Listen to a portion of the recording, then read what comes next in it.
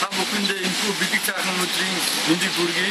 Та бүхний яг одоо үзэж байгаа энэхүү мэндчгийг 6 цагийн өмнө буюу Монголын цагаар 6 цагийн орчим бичиж байна. Та бүхэнд Монгол улсын нийслэл Улаанбаатар хотын Түүх удамж буюу бидний нэрдэд заншнаар хүнсний хойд Итмүрийн урдын төв замаас одоо энэ бичгээ хүргэж байна. Хөлтөө хүн хурнаар гихчээр бид бүхний салбар хөдлөж шивэд улсад байгуулж байгаа энэ өдөр мөн шивэд улсад ажиллаж амьдарч байгаа монголчуудын өдөрлөөр бидний их орон нийслэл Улаанбаатар хотод маань хурбоо тас нийтэд чамраа орж байна. Манай номтой нөхцөл хөдлөлтөнд байгуулагдаад удаагүй чигсээр игнэнд мянган номон дуртай номон тайтай залуучуудыг иргэд байгаа билээ.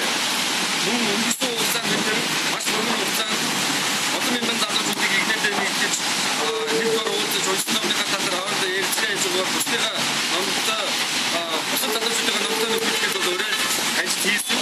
Энэ хугацаанд олон салбар бүлгүүдийг Улаанбаатар хотод хөдөө орон нутагт байгуулсан. Тэгээд хэдийн хоёр хөдөө байгуулагдсан байгаа. Бидний хойд хөршүүд Орсын улбаны улсын нийслэл Улаанбаатар хотод манай салбар байгуулагдсан. Туркийн Анкара хотод байгуулагдсан байгаа. Тэгээд гурав дахь салбар бол Швед улсад Швед Стокгольм байгуулж байгаа төлөвийн баяртай байна. Манай төлөвийн салбарыг байгуулах санаасыг гаргаж бидний хийж байгаа энэ ихлүүлж байгаа агуу номын сайхан үйлсийг маань дэмжиж бас физикээр оролцож байгаа Лонд надтай хамт нэг сургууль манай доотлын ангид сурч ирсэн инклюнд баярсан талаас илэрхийлж байна. Мөн Монголын залуучуудын холбооны Швед улс дахь салбар зөвлөлийн дарга Шведийн монголчуудын үндэсний холбооны ерөнхийлөгч намын урд явж байхдаа маш баярлалаа. Тэгээд одоо оролцож байгаа учраас энэ кафе амтлаганд монголчуудын айгуу сайхан кофе шопуудын нэг доктороос яриа үйлчлүүлээ. За ингээд өнөөдрийн амралтын өдөр манай номтой нөхцөл хөдлөлийн гишүүд маань уулзалтаа намын соёлын түгээл хэлбэрээр гэсэн зүйлээ гасаараа яаж биелүүлэх талаас санал бодлоо хуваалцсан.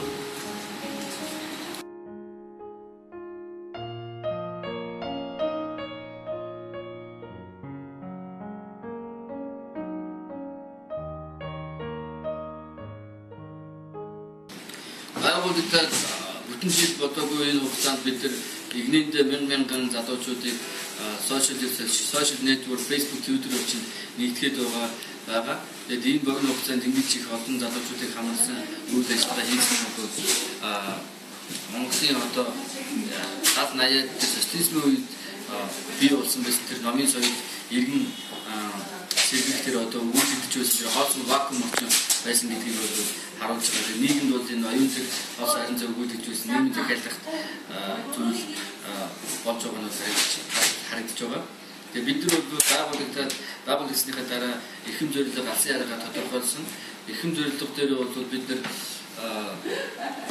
эрхэм зорилго дээр Монгол улсын өнцөг болгоомжтой номын гэгэн төгөөг ихийгээр дахин суурьсан нийт монголчуудын ном суурьтай монголчуудын ном суурьтай тийм дэлхийн нийтийг хамарсан сүлжээ байгуулалтыг зорьсон.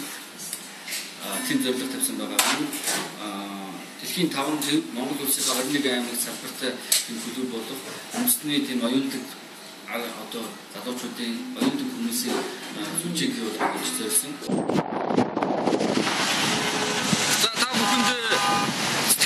Энэхүү мэдлэгийг бид нар бэлдэж байна.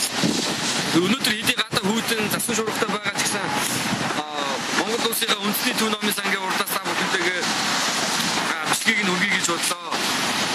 Бид нар өнөөдрийн галбаалцын даяарчлалын 90 үед бол бас үндэстэн гэдгээ үндснэрээ үлдэхийн тулд мөн яс махнасаа яс үндэс угсаанасаа тасахгүй тулд үндснийхээ Монгол үнэрсэн ном зохиол бүтээлээ гагцад ууших хэрэгтэй. Ялангуяа гадаадд амьдарч байгаа манай монголчууд өр хүүхдүүдтэй Монголын нууцд очиж гисэл жангараараа өр хүүхдээ хүмүүжүүлэхийг бас өрөөлж байна.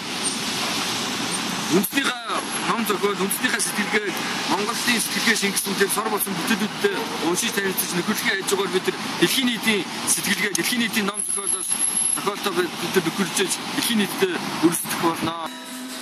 Тэгээд эцэст нь хэлэхэд бол бидний дэлхийн 5G Монгол улсын 21 аймаг салбартай болох тэр хэм зорилгот маань нэг чигсэн дэвшил, нэг чигсэн урагш алхмыг бий болгож Улаанбаатар хотоос эхлүүлсэн энэхүү ажлыг эхлүүлж байгаа бидэрт бол маш том уран зориг өгч байгаа та бүхэндээ баярлалаа. Тэгээд шивэдэд нийт монголчуудаа ажил хөдөлмөрийн сурлагын бүхэл зүйл дээр нь хамгийн сайн сайхныг хүсэн өрөө. Тэгээд та бүхэндээ маш баярлалаа.